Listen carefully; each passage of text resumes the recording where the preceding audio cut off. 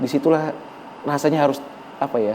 Ya itulah yang terjadi, harus menangis, harus tumpah, tanpa disadari ya, karena ngerasa yang saya sampaikan itu terjadi di saya dan itu terjadi di seluruh hakim Indonesia. Kalau boleh tahu, maaf, take home pay-nya Mas Aji sebagai seorang hakim berapa sih? Kalau take home pay ya Mbak ya, take home pay itu kita punya gaji pokok sekitar 3 juta. 3 juta, kemudian tunjangan jabatan, saya hakim 4 tahun lebih, itu 9,1. Kemudian uang makan 35.000 kali 20 hari kerja. Kalau nggak kerja berarti nggak dapat perharinya 35.000 itu 700.000. Kemudian uang transport 45.000 kali 20 hari kerja efektif ya rata-rata itu 900.000. Jadi kurang lebih 13. Belum dipotong yang lain-lain. Misalnya potong untuk organisasi, potong untuk apa namanya ibu-ibu Dharma Wanita. Potong untuk BPJS ya itu. Jadi total terima setelah potong ina ini berapa Mas Aji? Di kisaran 13 atau 12. Saya kurang paham banget ya Mbak, 13 atau 12-an lah, 12 juta. Sudah berapa lama menjadi hakim mengabdi di negara? Hakim 4 tahun 6 bulan. Menjadi hakim 4 tahun 6 bulan. 4 tahun 6 bulan. Selama 4 tahun 6 bulan itu emang nggak ada tunjangan kemahalan? Kan ini aslinya dari Jawa ya, Mas Aji ya, ditempatkan di Jambi, di salah satu kabupaten begitu. Betul. Kemudian ditempatkan juga di Sampang. Emang nggak ada tunjangan kemahalan? Biasa kan kalau pegawai BUMN, kalau pegawai-pegawai yang lain itu ada istilahnya tunjangan kemahalan begitu. Tunjangan kemahalan tuh hanya di beberapa daerah, Mbak. Tidak semua tercover tunjangan kemahalan. Kayak di Sumatera diambil contoh itu hanya di Aceh sama Kepulauan Riau. Begitu juga kalau di Kalimantan ada, di Sulawesi ada, di Papua ada. Dan itu besarannya bisa beda-beda. Di Papua satu wilayah di Papua dengan wilayah Papua yang lain bisa berbeda juga. Berapa besarannya Mas Aji? Kalau di Aceh itu 1,3 kurang lebih. Kalau ini berdasarkan PP 94 tahun 2012.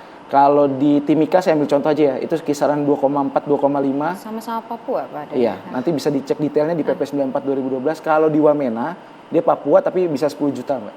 Beda dengan Timika dengan Wamena tuh bisa beda. Walaupun sama-sama Papua ya? Walaupun sama-sama di Papua. Terus Mas Aji punya gaji sebulan sekitar 12 jutaan, itu nggak cukup ya? Kalau untuk biaya hidup cukup. Tapi? Kita harus jujur, kalau untuk biaya hidup cukup, kalau nggak cukup, saya nggak mungkin jadi hakim terus-terusan ya Mbak, pasti bisa resign saya. Tapi kalau untuk kita mau menabung misalnya, untuk sekolah anak ini yang perlu kita pikirkan, sekolah anak ke depan ya, untuk kuliah dan segala macam, untuk pulang kampung. Saya 3 tahun menahan diri untuk pulang kampung ke Denpasar Mbak, ke kampung istri. Ya itu, karena gajinya cuma segitu, itu nabung dulu. Karena sekeluarga berapa? 5 orang ya, anak 3 ya kalau nggak salah ya? Anak 3, masih kecil-kecil. Istri kerja? Istri nggak kerja. Oke, istri nggak kerja, tapi dulu sempat kerja? Dulu punya usaha, dan sekarang kan hakim nggak boleh dia punya usaha. Hakim tuh nggak boleh Mbak punya usaha. Walaupun istri yang punya usaha dia juga nggak diperkenankan? Kalau yang jelas yang hakimnya sih nggak boleh. Gitu. Kalau istri saya perlu lihat lagi ketentuannya. Oke. Nah Mas Aji itu gaji sekitar 12-13 juta, itu dirasa nggak cukup. Karena satu, Mas Aji bukan mengabdi di daerah tempat Mas Aji tinggal. Jadi mungkin ongkosnya juga lumayan berat, begitu. Kalau mau pulang kampung 5 anggota keluarga itu biayanya sangat mahal, harus transit di Jakarta segala macam. Terus Mas Aji punya uang tuh sekarang berapa sih kalau boleh tahu? Kalau LHKPN bisa dicek. LHKPN kan dia laporannya periodik ya Mbak ya. Untuk tahun 2023 kita laporkan di awal tahun. Itu kalau LHKPN saya itu minus 57 juta. Pasti saya punya, kenapa bisa minus? Karena saya punya kredit rumah juga. Kredit di bank waktu itu untuk ngambil rumah, GDSK ya, untuk ngambil rumah, untuk ngambil kendaraan, untuk sekolah juga. Kalau sekarang ya kisaran 12 saya punya di tabungan lah ada kalau 12 juta. 12 juta? Iya. Oke. Cukup mengagetkan juga ya. Sebetulnya keluhan-keluhan yang dialamin ini sudah pernah disampaikan belum kepada pemerintah pusat oleh teman-teman hakim se-Indonesia sebelum kejadian yang cukup besar ini? Sebelum kejadian ini, tahun 2023 itulah banyak yang ngobrol-ngobrol, diskusi di grup jubir pengadilan antar jubir, kemudian sempat ramai ditanggapi oleh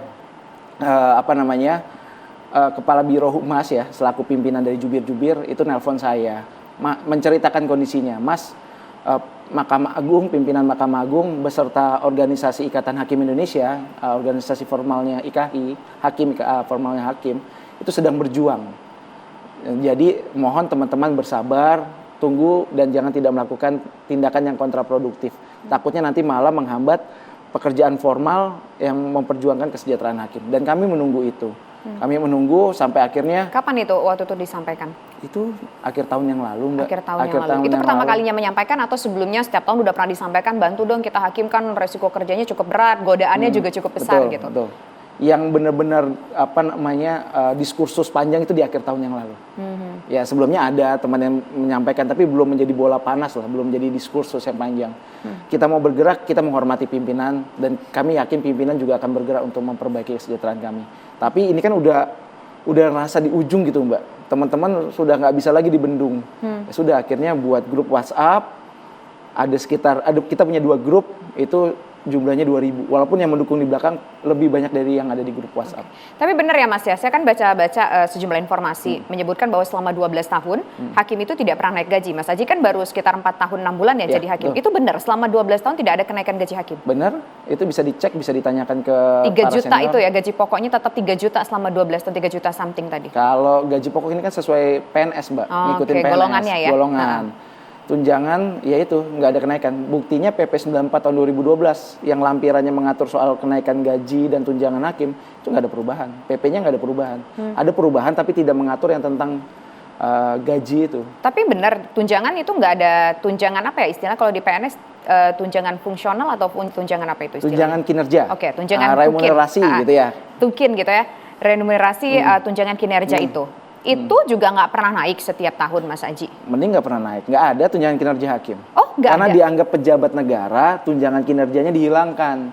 Sedangkan kita penggajiannya masih sistem ASN, Mbak, PNS. Ini yang terjadi dualisme.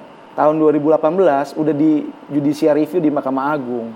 Dibatalkan penggajian PNS. Dari 2018 sampai dengan saat ini nggak ada perubahan. Statusnya kan pejabat negara, undang-undang ASN, undang-undang yang lain, kekuasaan kehakiman, tapi penggajiannya masih PNS. Jadi satu sisi kejepit. PNS harusnya kalau pakai PNS penggajiannya PNS masih, tapi nggak dapat tukin, pejabat negara juga nggak jelas. Oke. Itu yang makanya kami perjuangkan kemarin. Ada cerita lagi nggak sih? Ini kan baru potret Mas Aji yang ditempatkan jauh dari kampung halamannya, bahkan ketika sang orang tua atau dalam artian mertua meninggal dunia pun tidak bisa memberikan penghormatan terakhir secara langsung karena nggak punya uang buat ongkos pulang kampung. Ada kisah lain tidak mungkin dari teman-teman hakim lainnya? Karena kesulitan ekonomi ini mereka juga mengalami duka-duka tertentu. Ada yang banyak, Mbak, yang di Maluku itu dia nggak bisa ngeliat ibunya juga. Ibunya itu yang meninggal? Sisa sendiri. Bapaknya udah meninggal pas calon hakim. Sisa sendiri di Gresik, penempatan di Pulau Buru.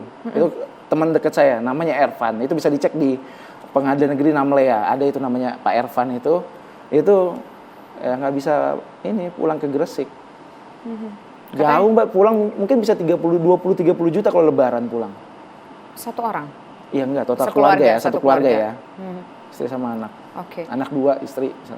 Nah, itu gimana istri menanggapi? Kan ekspektasinya hakim itu kan pekerjaan yang terhormat ya. Orang melihatnya bahwa hakim ini ibaratnya adalah wali Tuhan di muka bumi, begitu, memutuskan benar atau tidaknya sebuah perkara. Tapi ternyata begini kesejahteraannya. Bagaimana kemudian keluarga melihat persoalan ini? Kalau istri orang terdekat ya kita harus kuatkan. Kalau jadi hakim tuh kalau nggak kuat-kuat iman selesai, Mbak. Yang paling penting tuh iman dikuatin. Atau dia punya basic misalnya selain iman, dia mantan aktivis mahasiswa. Saya dulu mantan aktivis mahasiswa, mantan ketua BEM saya, Mbak. Jadi kalau untuk melakukan perbuatan yang tercela itu rasanya apa saya mau bilang sama adik-adik saya di kampus yang sampai hari ini masih komunikasi juga. Oke. Harus kuat-kuat iman kuncinya. Artinya begitu banyak pemirsa godaan yang harus dihadapi hakim dengan penghasilan begitu terbatas, kemudian juga tuntutan kerja yang begitu tinggi, resiko pekerjaan juga yang begitu tinggi. Kuat-kuatan imannya seperti apa? Berapa banyak kemudian Mas Aji sendiri contohnya dapat godaan-godaan, misalkan suap untuk memutuskan sebuah perkara. Tapi nanti pemirsa kita akan temukan jawabannya sesaat lagi, tetaplah bersama kami di One on One.